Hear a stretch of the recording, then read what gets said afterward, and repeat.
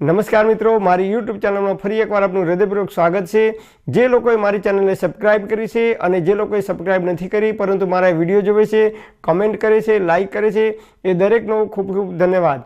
આજનો ટોપિક છે મિત્રો, આપણે જે સોનાની ચેન ગળામાં પહેરીએ છીએ એનાથી અનેક બીમારીઓ દૂર થાય છે।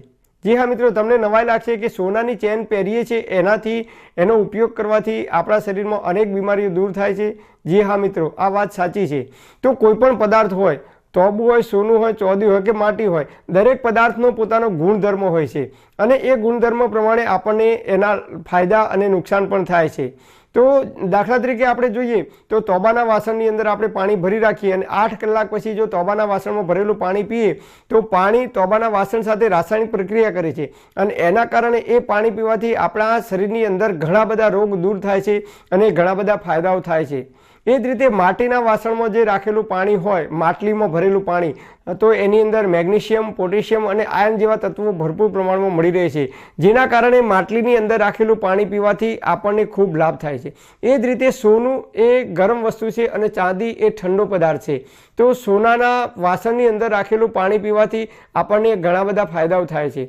તો સોનાનું વાસણ તો આપણે ખરીદી શકીએ નહીં કારણ કે બહુ મોંઘી વસ્તુ છે, પરંતુ આપણે માટલી એટલે માટીના વાસણમાં કે સ્ટીલના વાસણની અંદર રાત્રે પાણી ભરી આપણી પાસે સોનાની ચેન હોય, સોનાનો સિક્કો હોય કે સોનાની વીંટી હોય તો એને આપણે પાણીની અંદર મૂકી દઈએ અને બીજા દિવસે એ પાણીનો ઉપયોગ કરીએ પીવા માટે, તો એ પાણી આટલી બીમારીઓ દૂર કરે છે। નંબર 1, સોનાના વાસણમાં રાખેલું પાણી પીવાથી જે લોકોને હંમેશા નેગેટિવ વિચારો આવે છે, વારંવાર નેગેટિવ વિચારો આવે છે કે હું મરી જઈશ, કે આ મરી જશે, પેલું થશે, તેમ થશે, જે લોકોને સતત નેગેટિવ વિચારો આવ્યા કરે છે એ લોકો જો સોનાના પાત્રમાં રાખેલું પાણી પીવે તો એમને ખૂબ લાભ થાય છે। નંબર 2, જે લોકોને મગજની બીમારી છે, એટલે કે ઘણા લોકોને શરીર મોટું હોય પરંતુ એમનું મગજ નાના બાળકની જેમ કામ કરતું હોય, એટલે કે જે લોકોના મગજનો વિકાસ થયો ના હોય એવા લોકોને આ પાણી પીવાથી ખૂબ લાભ થાય છે। નંબર 3, જે લોકોને માઇગ્રેનની તકલીફ છે એ લોકો જો આ પાણી પીવે તો એમના માટે પણ ખૂબ લાભદાયક છે। નંબર 4, જે લોકોને રાત્રે ઊંઘ બરાબર આવતી નથી એ લોકોને પણ આ સોનાના વાસણમાં ભરેલું પાણી પીવાથી ખૂબ લાભ થાય છે।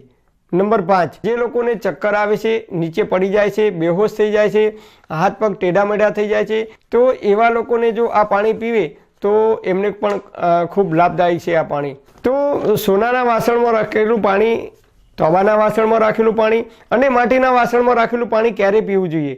તો સૌથી પહેલાં તો આપણે એની માહિતી લઈ લઈએ। હોળીના દિવસથી વરસાદની શરૂઆત થાય એટલે કે ગરમીના દિવસોમાં 4 મહિના સુધી આપણે જો માટીની જે માટલી આવે છે એ માટલીનું પાણી પીએ તો આપણા શરીર માટે ખૂબ લાભદાયક છે।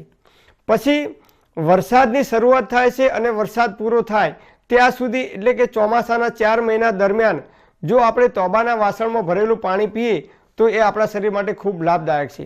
પછી જોઈએ તો એ જ રીતે સોનાનું પાણી ક્યારે પીવું જોઈએ? ચોમાસું પૂરું થાય અને હોળી આવે ત્યાં સુધી, એટલે કે 4 મહિના જે શિયાળાની ઋતુ ચાલે છે, શિયાળાની અંદર સોનાના પાત્રમાં ભરેલું પાણી પીવાથી આપણને ખૂબ લાભ થાય છે।